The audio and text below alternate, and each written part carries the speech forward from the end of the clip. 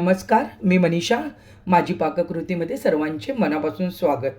तर चला सुरुवात करूया. आता आपण मस्तपैकी माठाची भाजी अशी कराल ना तर परत परत अशा पद्धतीने कराल, एवढी चविष्ट लागते.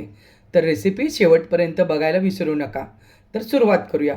पहिल्यांदा तुम्हाला दाखवते, बेसिक तयारी करून घेतले. माठाची भाजी निवडून घेतली आहे मी त्याला चिरलेली नाही आहे, तशीच मोठी मोठी ठेवले, त्याच्यामुळे चवीत फरक पडतो. 2 कांदे चिरून घेतलेत, बारीक चिरून घेतलेत. मिरची आहे ना आपल्याला अशीच चिरून घ्यायची, एका मिरचीचे 2 तुकडे. साधारण 10-12 लसणाच्या पाकळ्या, लसूण थोडा जास्तच घ्या. आणि 3 कोकम घेतलेत. फोडणीसाठी जिरे, नंतर शेंगदाण्याचं कूट, मीठ चवीपुरतं, हळद घेतली आहे थोडी, आणि थोडासा हिंग टाकायचं आहे आपल्याला. तर चला आता आपण सुरुवात करूया.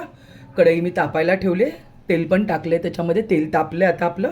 आता त्याच्यामध्ये मी टाकते जिरे,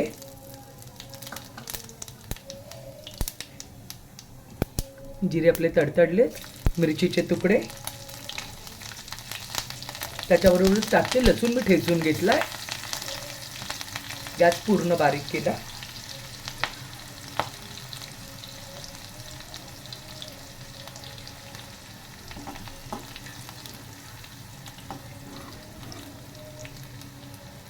छान याचा रंग बदलला आता. आता त्याच्यामध्ये मी टाकते कांदा. कांदा थोडा जास्तच घ्या. 2 मोठे कांदे चिरलेत, बारीक चिरून घेतलेत मी.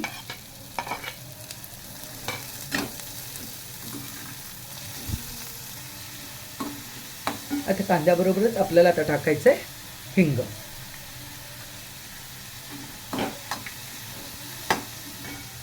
हिंग मिक्स करून घेतलं आपण.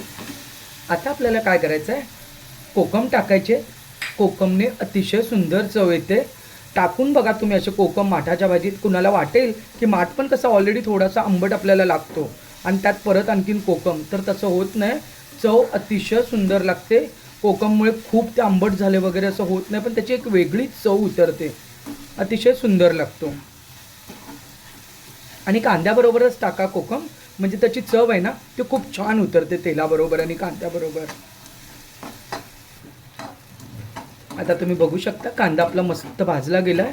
कोकममुळे पण त्याचा कलर आणखीन सुंदर आला आहे, खूप छान दिसतं आहे. त्याच्यामध्ये आपल्याला थोडीशी टाकायची हळद, अगदी थोडी टाकायची, पाव चमचा. कारण माठाच्या भाजीचा कलर लालसर आहे ना, तो खूप सुंदर उतरतो. हळद का टाकायचे, तर हळदीमुळे पण चवीमध्ये फरक पडतो, म्हणून आपल्याला थोडीशी हळद टाकायची त्याच्यामध्ये. आता हे छान मिक्स झालं. आता ह्याच्यामध्ये मी टाकते भाजी. आता ही सर्व भाजी मी टाकून घेते याच्यामध्ये.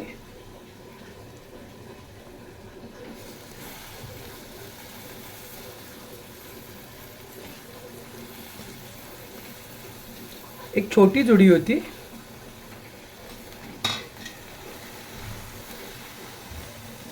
आणि मीठ वगैरे आत्ताच आपल्याला टाकायचं नाही आहे. हे छान सर्व चारी बाजूने मिक्स करून घ्या.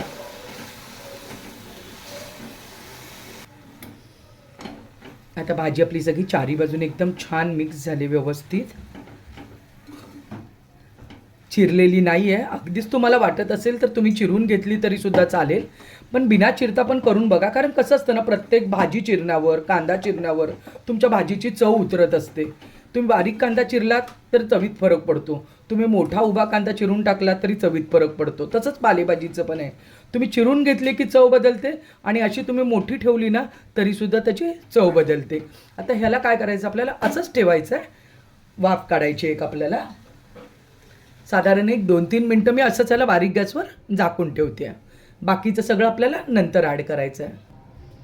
तर साधारण एक 2-4 मिनटं झालेत. आपण ताट काढून बघूया.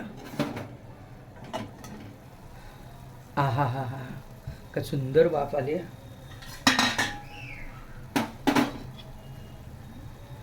अजून बाकीचं काय घातलं नाही, मीठ वगैरे, तरी भाजीचं काय सुंदर स्मेल येतोय, खूप सुंदर सुवास येतोय. भाजीला स्वतःच आपलं पाणी सुटले बघा वाफेने. आता ह्याच्यामध्ये आपल्याला टाकायचं आहे मीठ.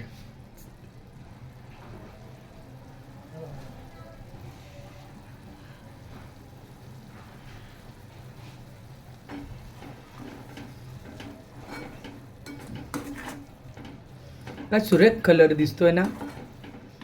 आणि ह्याच्यामध्ये टाकायचं आहे साधारण 2 चमचे शेंगदाण्याचं कूट. बरेच जण ओलं खोबरं पण घालतात. ओलं खोबरं घातलं तरी सुद्धा चालेल, पण अशा प्रकारचे जर करणार असाल ना तर त्यावेळी शेंगदाण्याचं कूटच वापरा. खोबरं घालणार असाल त्यावेळेस कोकम नका घालू त्याच्यामध्ये मग. आणि मिरचीचे पण असेच तुकडे करून घाला. आपण नेहमी जसे बारीक करतो ना तसे नका घालू. आता परत एकदा 2-4 मिनटं आपली त्याला छान वाफ काढून घेऊया. तर चला, साधारण 2-4 मिनटं झाले. गॅस मी आता बंद करते. झाकण उघडून बघूया. वाव, ताट काढल्याबरोबर का सुंदर सुवास आला. शेंगदाण्याचं कूट, त्यात टाकलेलं कोकम, कलर तर अतिशय सुरेख दिसतोय. बघू शकता तुम्ही, अतिशय सुंदर प्रकारे झाले. छान वाफ आली आहे त्याला. कलर पण छान दिसतो एकदम. तर बघू शकता तुम्ही, भाजी आपली मस्तपैकी रेडी आहे. चवीला तर अतिशय सुंदर लागणार आहे. या पद्धतीने तुम्ही नक्की करून बघा. खरंच एकदा कराल ना तर तुम्ही परत परत अशाच पद्धतीने नक्की कराल. व्हिडिओ शेवटपर्यंत बघितल्याबद्दल मनापासून धन्यवाद. लाईक आणि सबस्क्राईब करायला विसरू नका. भाजी या पद्धतीने आवडली तर नक्की करून बघा आणि मला कमेंटमध्ये सांगा की कशी झाली आहे ती. थँक्यू.